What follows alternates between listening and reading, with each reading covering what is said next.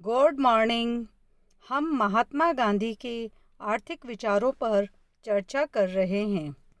इसके अंतर्गत महात्मा गांधी का परिचय और उनके आर्थिक विचारों के अंतर्गत economic laws and aims, simplicity, individualism, money, वर्ण system, importance of labour, machinery, theory of trusteeship, small scale industries and decentralization, rebirth of villages, problem of distribution, agricultural economy, population, economics of khadi और सर्वोदय के संदर्भ में आर्थिक विचारों का अध्ययन अब तक हमने कर लिया है।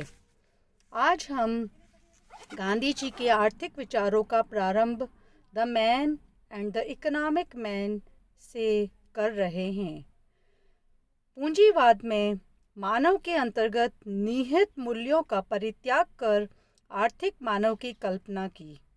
अर्थशास्त्र में सभी प्रकार की धन प्राप्ति व व्यय का आर्थिक मानव केंद्र बिंदु है। प्रतिष्ठित आर्थिक विचारधारा में यह न्यूनतम प्रयास के साथ अधिकतम संतुष्टि में लगा हुआ है। भौतिकवादी प्रगति अमेरिका व यूरोप में समस्त नैतिकता व आदर्शों का परित्याग कर सामान्य मानव को गुलाम बनाकर व आर्थिक मानव को अग्रदूत बनाकर प्राप्त होती है। इस विशिष्ट परिस्थिति में मानव दो भागों में बढ़ जाएगा, एक मानव वास्तविक मानव व दूसरा आर्थिक मानव। जो लोग नैतिकता के दायरे में आते हैं, जैसे संत, आध्यात्मवादी, वे आर्थिक मानव के दायरे में नहीं आते। उपयोगितावादियों ने आर्थिक मानव की अवधारणा में नारा दिया है, greatest goods to the greatest number. लेकिन गांधी जी ने सभी के लिए अधिकांश वस्तुएं, ग्रेटेस्ट गुड्स टू ऑल का नारा दिया है, जो सर्वोदय पर आधारित है और सर्वोदय मानव पर आधारित, न कि आर्थिक मानव पर। नेक्स्ट, स्वदेशी। स्वदेशी गांधी जी के सत्याग्रह की उपज है। यह एक रचनात्मक कार्य है। गांधी जी ने स्वदेशी को कामधेनु बताया, जो हमारी समस्त इच्छाओं की पूर्ति करती है और हमारी कठिन समस्याओं को दूर करती है। स्वदेशी के माध्यम से जन जागृति पैदा की, भारतीय स्वाधीनता आंदोलन का अंग बनाया। इस आंदोलन के अंतर्गत बहिष्कार, बायकॉट, विदेशी वस्तुओं की होली इत्यादि को शामिल किया। आर्थिक दृष्टि से वार्षिक निकासी को रोकने का माध्यम स्वदेशी है। स्वदेशी हमारे सम्मान की रक्षा करता है, प्रगति का मार्ग प्रशस्त कर ग्राम स्वराज्य की स्थापना का मार्ग प्रशस्त करता है।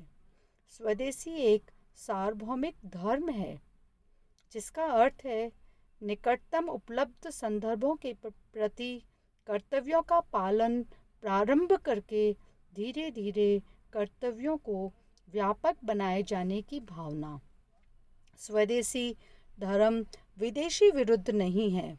उन्होंने कहा, जो चीज़ देश में नहीं बन सकती उसे विदेशों से मंगाने में कोई बुराई नहीं है। चरखा व खादी को स्वदेशी पर आधारित अर्थशास्त्र के दो प्रभावशाली प्रतीक माना है। स्वदेशी को प्रोत्साहित करने हेतु गांधी जी ने कुछ दिशा निर्देश दिए। स्त्री व पुरुष दोनों कताई करें, स्वयं बुनाई करें, और चाहे मनोरंजन के लिए या वस्तु की देखभाल के लिए। वर्तमान हस्तकरघों में सुधार करें, स्वदेशी की प्रतिज्ञा लें, हाथ से ही कता हुआ व हाथ से ही बुना हुआ कपड़े को संरक्षण प्रदान किया जाए। सभी को खादी अपनाने की सलाह दी। अर्थात गांधी जी ने स्वदेशी के लिए चरखे को बहुत महत्व दिया और हाथ से कुता हुआ और बुना हुआ वस्त्र ही धारण करने की अपील की। नेक्स्ट हम देखते हैं ऑक्यूपेशनल एजुकेशन यानी व्यावसायिक शिक्षा। बुनियादी शिक्षा की पद्धति उन्हीं की चलाई हुई है। इस प्रणाली में शिक्षा अनिवार्य व निःशुल्क होगी और इसके लिए गांधी जी ने कहा था कि यह जो है इसमें कताई, बुनाई, कृषि आदि को शामिल किया जाए, यहाँ तक कि शिल्प को भी इसमें शामिल किया जाए और 14 वर्ष तक के छात्र छात्राओं को शिक्षा निःशुल्क दी जाए। आगे चलकर विद्यार्थी व्यवसाय के लिए किसी के मोहताज नहीं रहेंगे यदि उन्हें व्यावसायिक शिक्षा दी जाती है तो। यह पद्धति वर्धा शिक्षा योजना के नाम से प्रसिद्ध हुई थी। इस पद्धति से विद्यार्थियों के हृदय, बुद्धि और शरीर तीनों का समग्र विकास होता है। व्यक्ति व समाज दोनों के विकास का माध्यम व आत्मनिर्भरता की प्राप्ति का मार्ग है। अंग्रेजी भाषा के शिक्षा के गांधी जी विरोधी थे। राम राज्य की संकल्पना, राम राज्य की शक्ति में उनका बड़ा विश्वास था। स्वराज्य का अर्थ भी वे राम राज्य ही बताते थे। तुलसीदास जी ने सैकड़ों वर्ष पहले राम राज्य की संकल्पना को अपने एक दोहे के द्वारा बताया। देहिक देविक भौतिक तापा, राम राज्य कहू नहीं व्यापा। बैर न करिए कहू संग कोई, राम प्रताप विषमता खोई। नहीं दरिद्र कोई दुखी न दीना, नहीं कोई अबुद्ध न लंछन हीना। इस दोहे के द्वारा गांधी जी ने राम राज्य की संकल्पना को व्यक्त किया। ऐसा उनका मानना था कि जो यह दोहा है वह राम राज्य को स्पष्ट झलक दे रहा है। जो गांधी जी को यह दोहा बहुत अच्छा लगा। गांधी जी ने हरिजन में राम राज्य के बारे में बताया। राम राज्य का अर्थ होगा पृथ्वी पर ईश्वर का राज्य और राजनीतिक भाषा में यह लोकतंत्र होगा जिसमें सभी को न्याय मिलेगा और सभी सुखी व समृद्ध होंगे।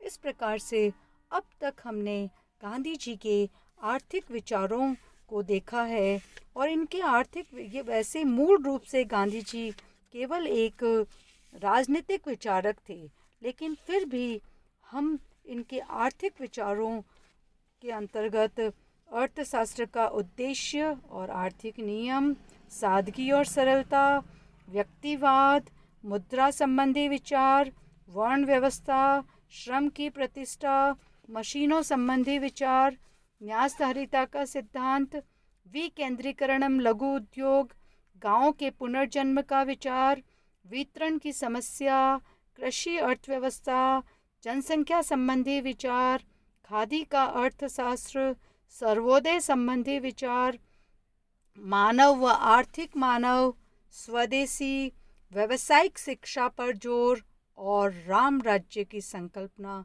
आदि को सम्मिलित करते हैं। आज के इस लेक्चर में हमने गांधी जी के आर्थिक विचारों को विस्तार से देखा। Thank you.